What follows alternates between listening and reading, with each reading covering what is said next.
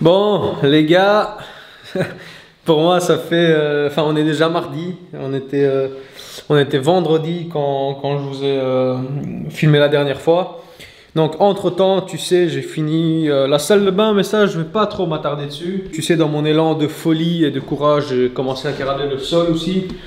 J'ai plus sorti la caméra parce que c'est pas grand-chose, hein, c'est la même chose qu'à la salle de bain. Et surtout que ça doit être fait en deux parties, tu vois. C'est-à-dire que là, je peux marcher dessus.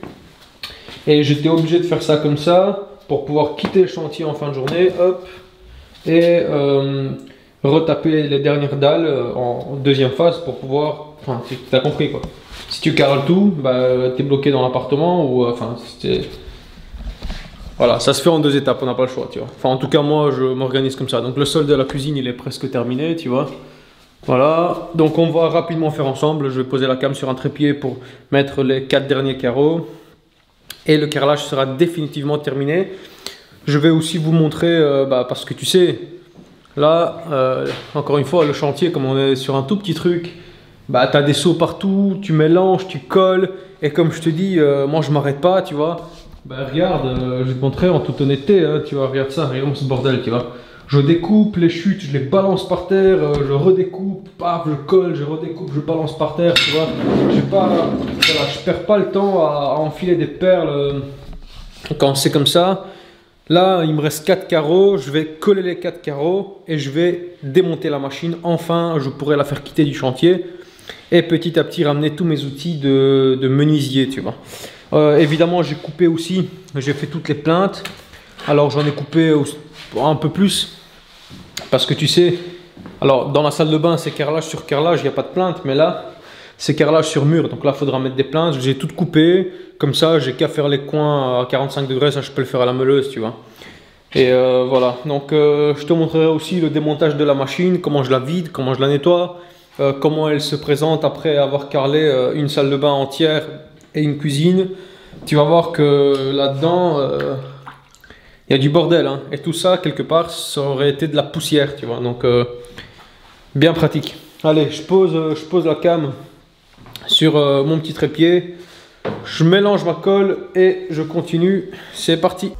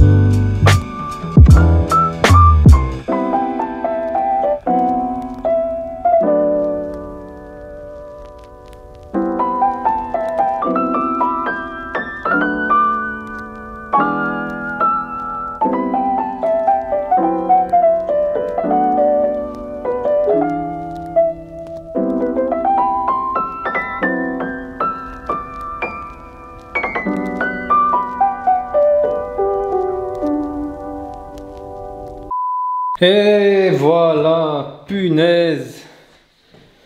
J'ai mal au dos, vous n'avez pas idée, mais c'est satisfaisant d'avoir fini tout ça. Alors, qu'est-ce que je peux dire sur ça? Tout s'est bien passé. Bon, là, tu vois la différence entre quelqu'un qui fait du carrelage en dormant et moi. c'est que j'ai tendance à en foutre partout à chaque fois. J'ai pas encore la parfaite expérience de charger exactement ce qu'il faut. Bon, quand le sol est nickel de niveau et que tu coules une égaline, là ça va parce que tu prends ton peigne et tac tac tac tac, tu vas en chaîne, tu vois. Mais bon, moi j'avais juste pas envie et je préférais plus me casser la tête avec la colle. Mais voilà, le résultat est là et c'est nickel. Donc sinon, bah, comme tu vois, j'ai décidé de poser ça. En fait, moi je pose ça quasi sans croisillon, hein, sans rien. Je fais tout au marteau caoutchouc, au petit maillet. Et au niveau, tac tac tac tac, et j'avance. J'ai pas besoin de croisillon pour ça, je le fais à l'œil. Surtout que c'est des carreaux qui ne sont pas rectifiés. Donc même si tu poses des croisillons, à un moment donné, tu finiras quand même par être baisé parce que ils sont pas rectifiés. Donc tu vois, je pose à l'œil et j'arrange un peu ça comme je peux. Allez, je te fais rapidement un tour dans la salle de bain, mais j'ai pas envie de te montrer plus que ça. Parce que j'ai pas encore passé, tu sais, je dois encore nettoyer le sol, etc. Et j'ai envie de vraiment passer un coup de chiffon pour te présenter ça plus en détail. Mais tu vois, les coins sont terminés, tout est nickel. Donc la suite c'est quoi? Bah, tu vois, je dois tout ranger, tout nettoyer, nettoyer mes outils, mon malaxeur, tu vois, regarde, tout préparer pour évacuer du chantier, mes bacs, il y a pas mal de bacs qui doivent partir maintenant. Je vais bientôt entamer la menuiserie, poser la cuisine, installer les radiateurs, placer les appareils électriques, donc j'ai plus besoin de 25 seaux et là, enfin voilà, donc ça on va cleaner, ça partira en time-lapse. Là je suis un petit peu embêté, pas beaucoup mais un petit peu quand même, que mon collègue il a décidé de ne plus travailler avec moi. Voilà, j'ai su comme ça du jour au lendemain, donc je finirai ce chantier seul et c'est pas grave, de toute façon dans cette configuration j'ai personne pour me casser la tête avec des délais et ça c'est très bien, franchement. T'imagines, t'es sur un chantier où t'as des clients qui comprennent pas que hey, merde, j'ai un imprévu, tu vois, attention, de deux personnes on est une et fatalement bah, le travail c'est pas qu'il se multiplie, enfin c'est pas que le temps se multiplie par deux, mais quelque part il y a une organisation, tu vois, donc le chantier aurait déjà dû être clean pendant que moi je fais le carrelage, parce que bon, il y en a un qui nettoie, il y en a un qui pose. Pendant que moi je nettoie le carrelage, il y en a un qui nettoie les outils, ou bien, tu vois. Donc c'est quand même, ça va quand même plus vite. Surtout que j'avais prévu de lui faire de passer toute la girafe, etc. Et puis vous l'avez vu sur la vidéo précédente, hein, c'est un gars qui a très bien appris à travailler avec moi. Et donc voilà, maintenant il trace sa route et c'est très bien, je suis content pour lui. Voilà, c'est juste que c'est toujours très embêtant au début, hein, quand tu te retrouves comme ça, tu t'attends pas, tu vois, paf, tu te retrouves seul. Je vous dis ça en toute honnêteté, en rigolant, parce que, bon, moi je l'ai su avant hier. Juste parce que vous l'avez vu sur les précédentes vidéos, tu sais, c'est quoi, c'est l'épisode, je sais même pas quel épisode sera quand vous allez entendre ça. Donc vous avez vu 15 ou 16 ou 17 ou 20 épisodes avec lui à côté de moi. Et du coup, bah, il y aura encore 20 épisodes où je serai seul, tu vois. Donc il faut, voilà, c'est juste histoire que vous compreniez. Donc à partir de maintenant, partout, tous les projets que je prendrai, eh bien, j'aurai plus d'aidants, plus d'ouvriers. Là, je serai vraiment seul, comme au début où j'ai lancé mon business et je me suis développé comme ça. C'était pas facile, c'était marrant, ça me rappelle la belle époque où je travaillais jusqu'à 21 h, tu sais, le temps d'acheter tous les outils, etc. Et donc voilà, je voulais vraiment vous partager ça pour la simple raison bah, qu'il est apparu à la caméra, quoi. S'il serait pas apparu à la caméra, quelque part on s'en fout, tu vois. Mais là, voilà, histoire qu'il n'y ait pas un manque de cohérence dans la suite de tout. Alors, ça va être un peu sport, hein. Vous allez me voir, parce que là, j'ai un énorme radiateur vertical à poser. Alors, poser, ça veut dire l'acheter, ça veut dire le prendre, le monter seul. Le truc qui pèse 80 kg, tu vois. La cuisine, les plans de travail, les dressings. Je veux dire, tout ça, faut monter, hein. Et putain... ça va être sport, ça va être très très sport de monter ça seul parce que ça pèse des dizaines et des dizaines de kilos. Toute la cuisine, la paroi, la porte coulissante, le quick step, tu vois, tout, je vais tout faire seul. Voilà. Bon, ça c'était pour la petite parenthèse. Je peux vous dire que si vous êtes entrepreneur ou artisan, bah, vous me comprenez, hein, c'est très déstabilisant. Hein. Vraiment, c'est très déstabilisant. Surtout que là, j'ai un projet de 150 mètres carrés qui m'attend, que j'avais signé exprès en pensant qu'on est deux. J'ai une salle de bain que j'avais signé exprès en pensant qu'on est deux. Des choses que je n'aurais pas forcément signées, tu vois. Mais enfin, c'est pas grave. Donc, je pose la cam, je fais un timelapse où je nettoie tout, tu vois. Et je commencerai à te reprendre quand je vais vidanger ma machine, tu vois. Donc vidanger la machine et tu vas voir ce qu'il y a dedans. Je vais la nettoyer, la démonter, la démanteler même parce que c'est une putain de machine. Et la préparer pour l'évacuer du chantier, quoi, tout simplement. Ça va? Bon, allez, je pose la cam et c'est parti. On n'est quand même pas là pour enfiler des perles.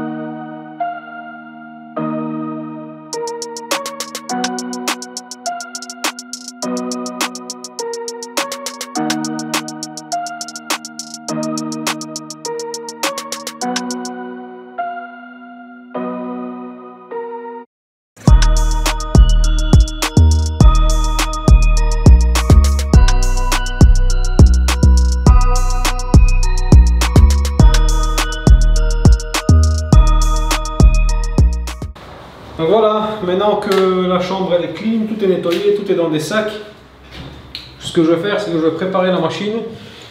Déjà pour qu'elle dort un peu au dépôt, parce que moi je dois finir mon chantier ici, nickel, parfait. Et la seule pause de carrelage, c'est les crédences à la cuisine. Et à mon avis, je vais pas la faire venir sur le chantier que pour ça. Là, je vais prendre ma carrelette pour les crédences, tu vois. Et donc, comment je fais? En fait, on a tous notre petite technique, tu sais. Moi, j'aime bien commencer d'abord dégrossir, tu vois, tous les petits morceaux de carrelage, tout ce qui traînait. Si tu as vu mes vidéos, hein, tu sais que le goût pomme, oh, putain, j'adore. Le goût pomme, ça va en élec, en carrelage, en plafonnage, bref, tu as compris. Moi j'utilise ça pour tout. Si je pouvais en foutre dans mes sandwichs, j'en foutrais, mais ça me rendrait malade, donc c'est dommage. Donc voilà.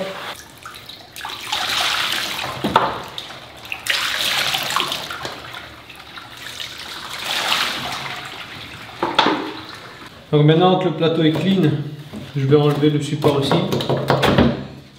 Tu vois?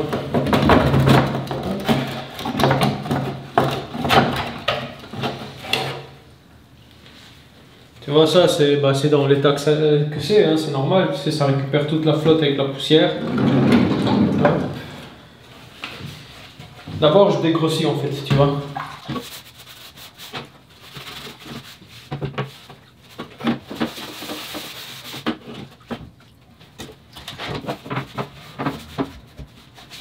Et si tu te demandes peut-être, mais pourquoi il nous montre comment il nettoie sa putain de machine? Mais tu sais, j'avais toujours dit que moi je veux te montrer les images déjà premièrement que j'aurais aimé voir si j'avais été à ta place, tu vois.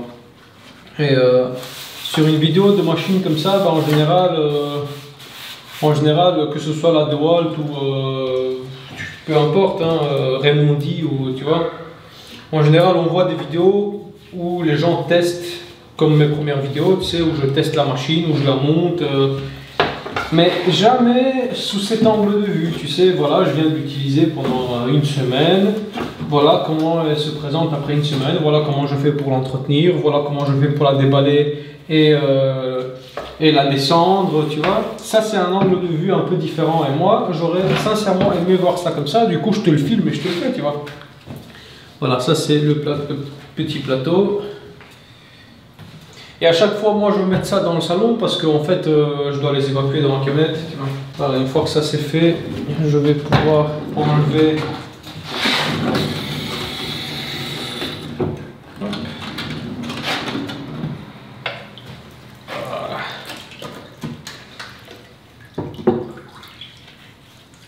Très important de bien nettoyer les roues parce que ce sont des éléments qui rouillent, tu vois.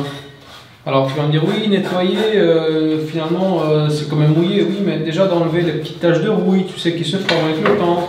Les laisse pas attaquer, tu vois, parce que si tu enlèves déjà les petites taches de rouille, ça sèche tranquillement, ben, pendant que tu vas la stocker, ben, fatalement ça va beaucoup moins abîmer, le support, tu vois. Imagine-toi que ces petits trous ici, c'est vraiment ce qui détermine la précision de ta découpe. Si ces petits trous en métal, elles sont niquées, ben, en les poussant sur les rails de guidage, ben, ton plateau il risque de vibrer. Donc c'est ton carreau qui vibre, et ton carreau vibre sur le disque, et t'es foutu. Ta découpe elle perd en précision, tu vois.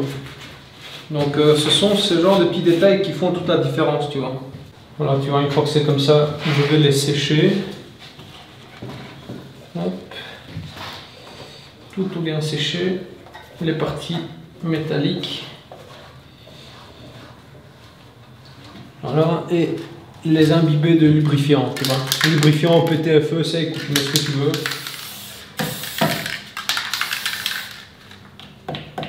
Voilà, nickel. Ça va déjà faire un film de protection, tu vois.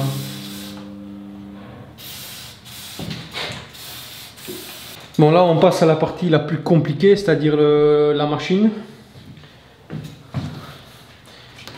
Et la plus chiante parce que c'est beaucoup de petits détails, tu vois. Donc bien évidemment, j'enlève le gros à chaque fois. Et quand tu fais ça, il faut juste faire gaffe à ne pas foutre de l'eau dans le moteur, tu vois, parce qu'ici il y a des prises d'air en haut. Si tu commences à mettre de l'eau, ça peut glisser dans le moteur, tu vois, faut faire attention. Je ne sais pas s'ils ont prévu une protection contre ça, mais voilà, je ne me risquerai pas.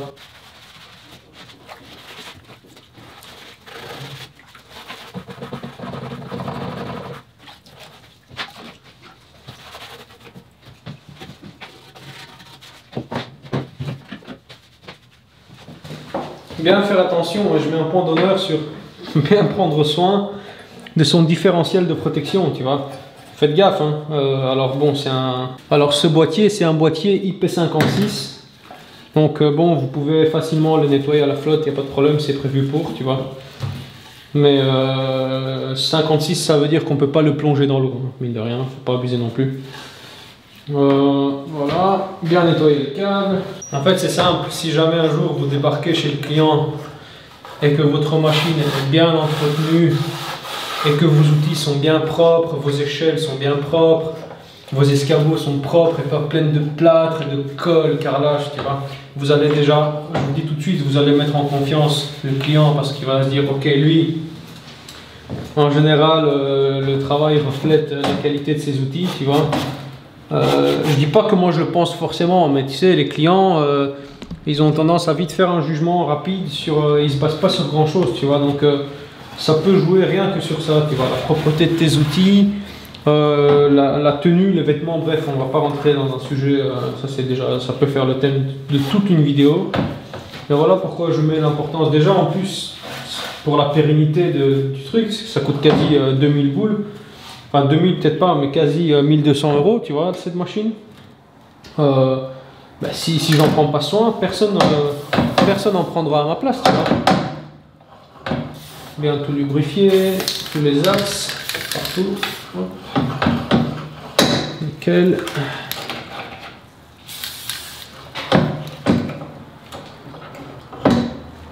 Faut savoir une chose, hein. Moi je cherche pas à avoir des sponsors, tu vois.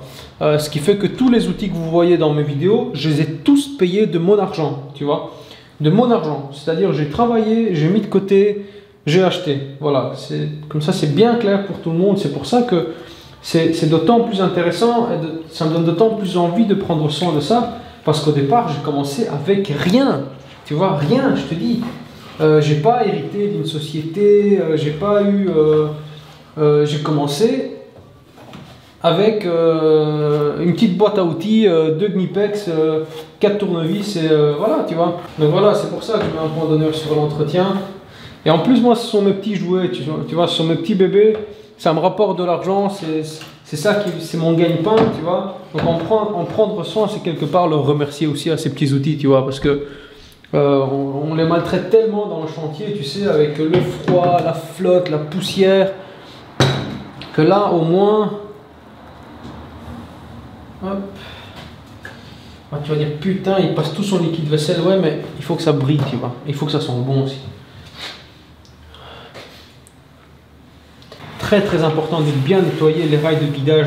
Ce sont ces 2 rails avec les petits trous que j'ai traités dans le plateau qui vont déterminer réellement la précision de ta coupe, tu vois. Si tu as une merde ou tu as une pointe, un dégât ou un petit morceau de colle carrelage qui a séché, si ton plateau a tendance à vibrer, bah, ça va se répercuter dans le disque, dans la dalle et ça va se voir sur ta découpe, tu vois. Donc ça, il faut que ce soit laser. Voilà.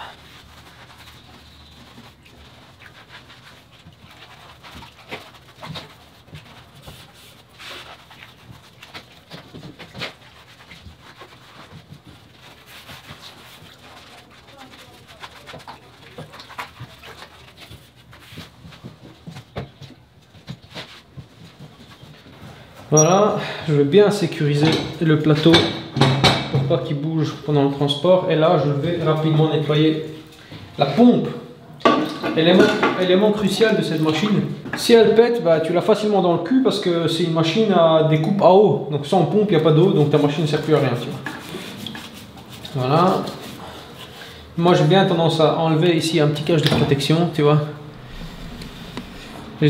J'ai tendance à enlever le cache de protection, voir s'il n'y a pas de petite merde qui est rentrée dedans. Voilà, bien la rincer. Hop.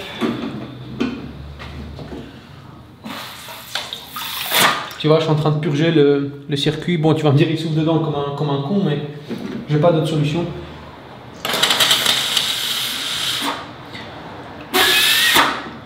Pourquoi je purge? Imaginons que moi je stocke ça dans mon garage. Bon, du coup, je vais plus la mettre dans l'eau, sinon ça sert à rien. Je stocke ça dans mon garage, tu vois. Et t'imagines qu'il y a un problème de chauffage et que ça commence à descendre sous 0 degré. Bah, si ça gèle dans la pompe, tu sais que le gel, ça se dilate. L'eau, quand ça gèle, ça se dilate. Et alors, fatalement, bah, ta pompe, elle peut subir des dommages, tu vois. Voilà, maintenant que ça c'est fait, je vais sécuriser la pompe à la machine pour pouvoir la soulever. J'arrive pas à croire que je te fais une vidéo sur comment je nettoie cette machine. Mais tu sais, j'aurais tellement aimé, sincèrement, moi j'aurais tellement aimé voir ça sous cet angle que je me dis tiens, pourquoi pas.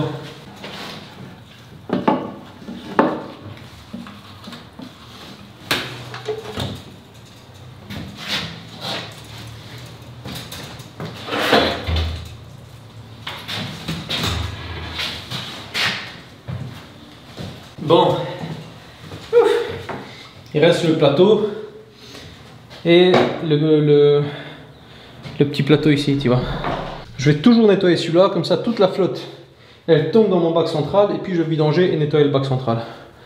Bien évidemment, le guide. Alors ça c'est de l'alu, hein, ça va pas rouiller. Ça craint rien, juste bien le rincer. Voilà, bon.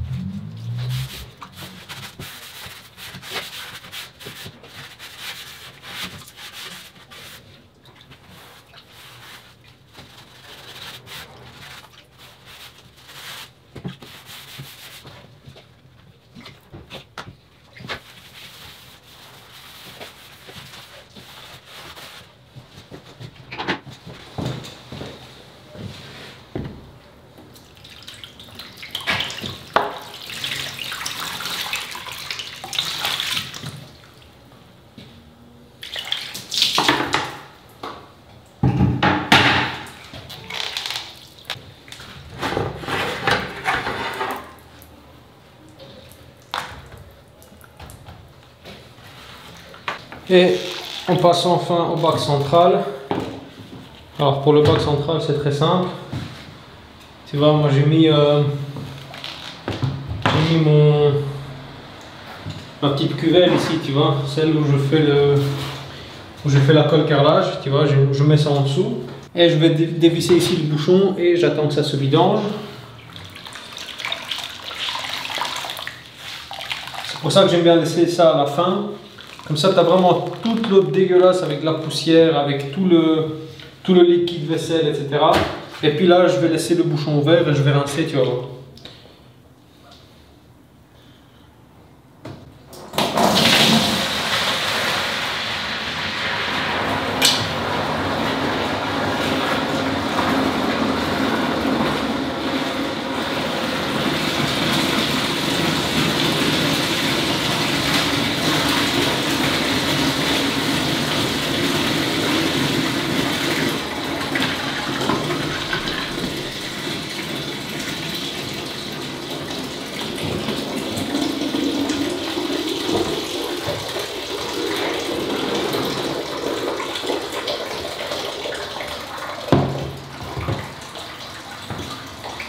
Et là, je ne sais pas si tu te souviens, mon plateau il était nickel quand j'ai commencé à travailler.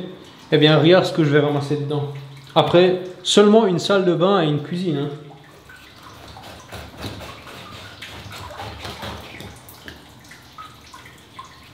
Regarde. Tout ça. Ça. C'était à la base la poussière, tu vois. Je te dis même pas ici. Attends, je vais essayer de te faire un truc.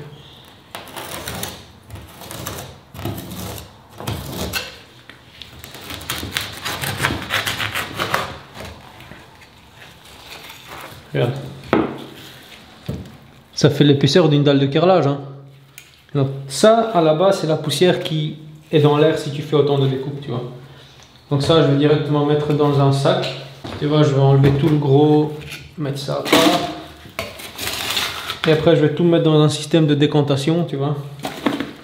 De belles tranches de jambon, tu vois. Hop là.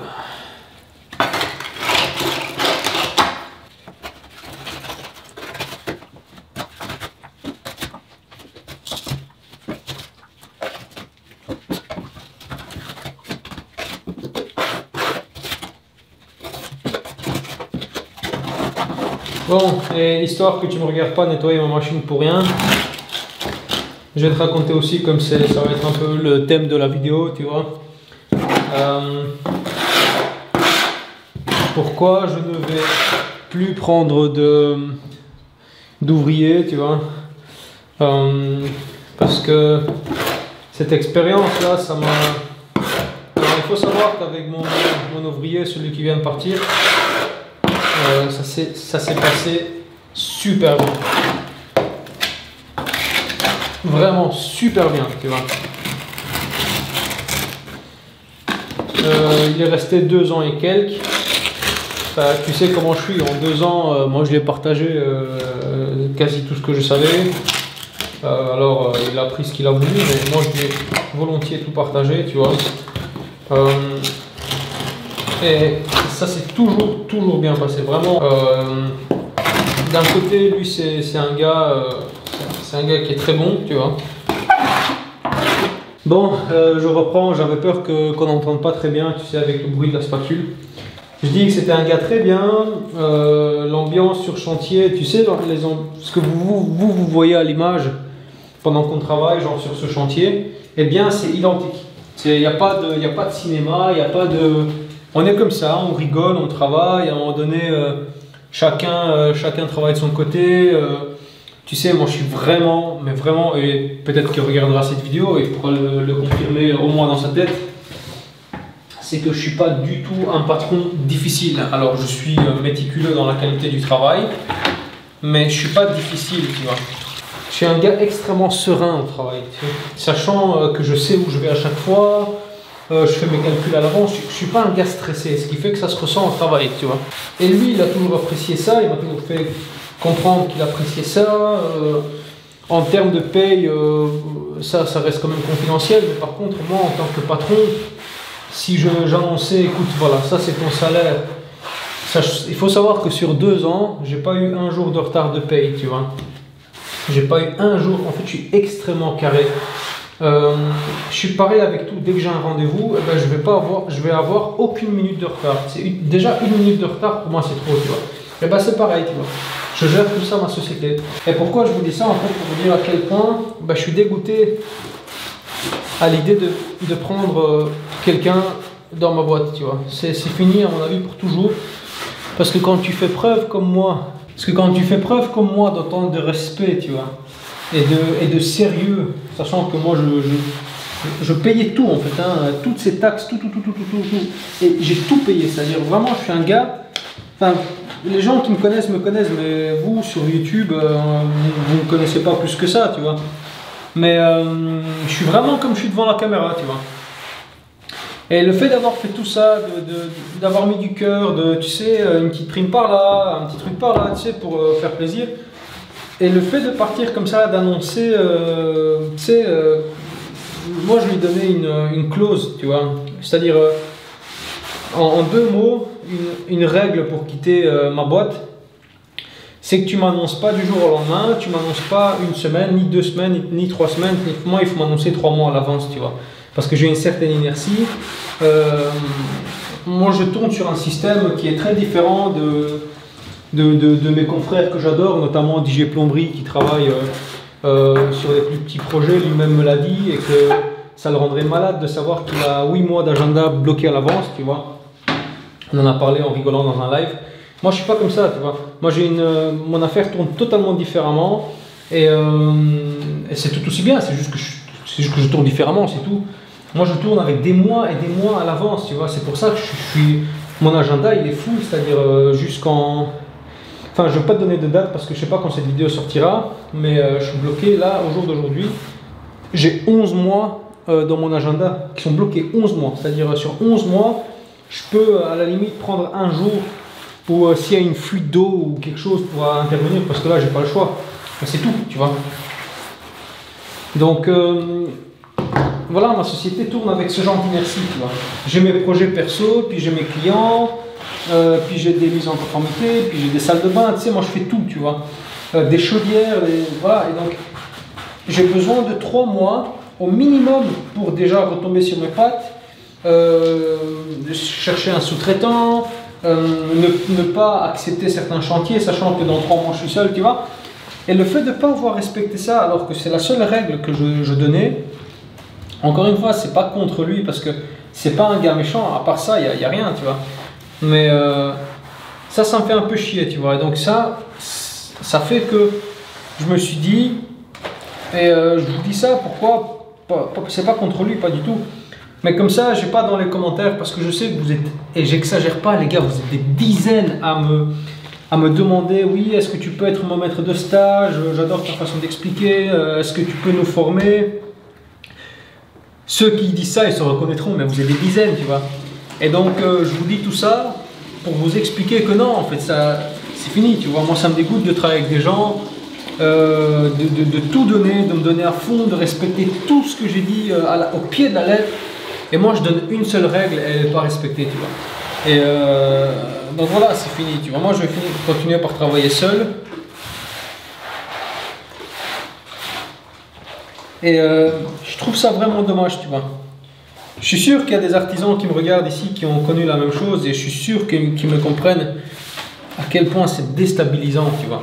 Et ça me dégoûte, tu sais, moi, il m'a annoncé ça. J'ai fait 2 nuits blanches, tu vois. C'est-à-dire, les 2 nuits d'après, j'ai dormi peut-être 1 heure et 2 heures la nuit d'après parce que j'étais crevé. Tellement j'avais tous les calculs dans ma tête, j'avais putain, comment je vais faire ça, comment je vais faire ça. Alors, à sa décharge, il est venu m'annoncer qu'il veut terminer ce chantier, tu vois. Il m'a pas dit hey, à partir de demain je viens plus. Il m'a pas dit ça. Attention, je suis pas en train d'inventer des choses, tu vois.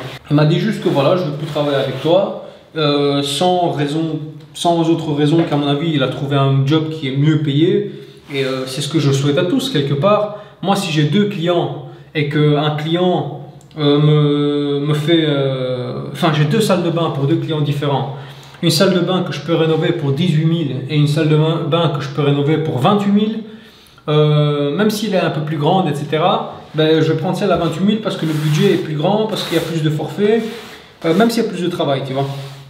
Donc, quelque part, c'est pareil.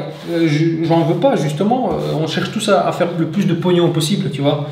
Donc, c'est pas ça le problème. Mais, tu sais, m'annoncer, venir comme ça, m'annoncer en disant, ouais, si tu veux, je peux faire un effort et terminer le chantier.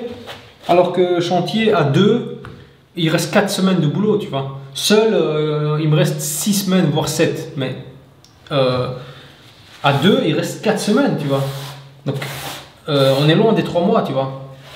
Donc moi, sachant que je suis quand même quelqu'un d'assez orgueilleux et vénère sur les bords, tu vois, je dis gentiment, écoute, si c'est comme ça, ne viens plus à partir de lundi, tu vois. Donc, quelque part dans l'équation, oui, il a voulu terminer le chantier, mais ne respectant pas la seule règle que je lui ai imposée, eh bien, je suis dans l'obligation de ne pas me laisser faire et de dire, ah oui, écoute, viens.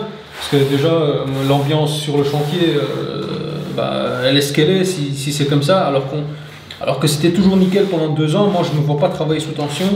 Donc, je préfère ne pas casser cette relation, tu vois. C'est-à-dire que je pourrais boire une bière avec sans problème, mais travailler, voilà, si c'est comme ça ne m'intéresse plus du tout, tu vois. Parce que c'est dommage d'avoir bâti ça sur 2 ans pour finalement, voilà.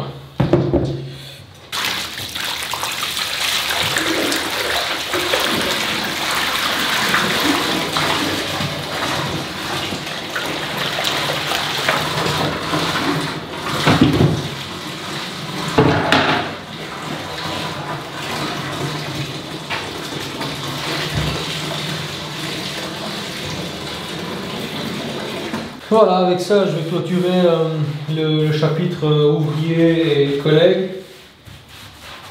Comme ça, je voulais vraiment faire le point et en même temps, ça nous fait un peu de conversation. Et je veux juste te dire un mot, si toi, tu es salarié ou ouvrier dans une société, il faut que tu te rendes compte du poids de tes actes quand tu quittes un truc en plein vol, tu vois. Voilà. Là, je vais plus parler de mon cas, mais je vais faire des généralités. Franchement, aie le respect pour ton patron, parce que si jamais nous on travaille, alors oui, le patron il a plus de pognon, mais il travaille 3 fois voire 4 fois plus. Et puis même si on s'en fout, tu vois, moi je suis patron, ce que je gagne on s'en fout. C'est pas là, la question n'est pas là. C'est quand tu veux quitter une boîte comme ça. Surtout quand c'est une petite boîte comme la mienne, moi je suis seul, tu vois, donc on était 2 et là je suis seul. On n'est pas 15 gars, tu sais.